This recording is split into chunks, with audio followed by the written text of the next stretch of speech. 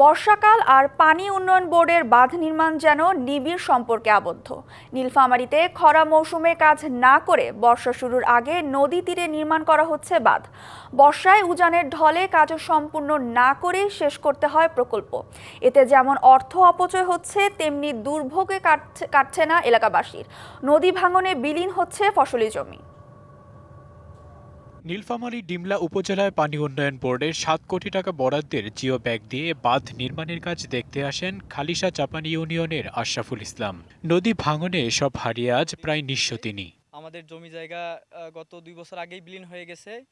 এ সময় বাঁধ নির্মাণে অনিয়মের বিরুদ্ধে আয়োজিত মানববন্ধনে অংশ নেন আশরাফুল। সরকারের বরাদ্দ অর্থ অপচয়ের কোনো প্রয়োজন নেই এমন মন্তব্য তার। যে সময়ে সঠিক সময়ে যে কাজটা শুরু হওয়ার কথা সেই সময় হচ্ছে না। যখন হচ্ছে যে বর্ষা মৌসুম চলে আসবে এরকম একটা সময় কাজটা শুরু হয়। শুকনো মৌসুমে কাজ না করে বর্ষার আগে নদীর বাঁধ নির্মাণ কতটা যৌক্তিক প্রশ্ন এলাকাবাসীর। এলএমই সার্টিফাইড বিশ্বসেরা কপারে তৈরি ওয়ালটন কেবলস, যা আপনার স্থাপনাকে রাখবে সব সময় নিরাপদ। যদি এই কামটা আগে ফিনিশিং ওঠাইতো, এখন বস্তা উপরে ভরে যদি বস্তা ফেলানো হতো তাহলে নদীটা রক্ষা হইতো। কাজ করব কিন্তু কাজ করে না। একটা বস্তা ফেলে 2 দিন কাজ বন্ধ থাকে। পানি উন্নয়ন বোর্ড ও ঠিকাদারি প্রতিষ্ঠানের বিরুদ্ধে কাজে গাফিলতির অভিযোগ ইউপি চেয়ারম্যানের।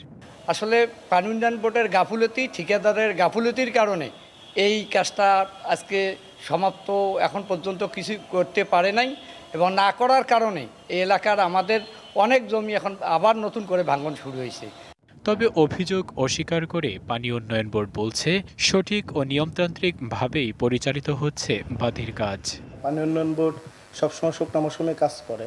হঠাৎ করে নদীর পানিটা একটু বেড়ে যাওয়ায়, উজানে বৃষ্টি হয় কিংবা ইন্ডিয়া থেকে যেভাবে হোক আপাত থেকে পানি চলে আসায় তিস্তার পানি স্বাভাবিক বেড়ে হয়, কার্যক্রমে একটু ব্যাঘাত সৃষ্টি হচ্ছে।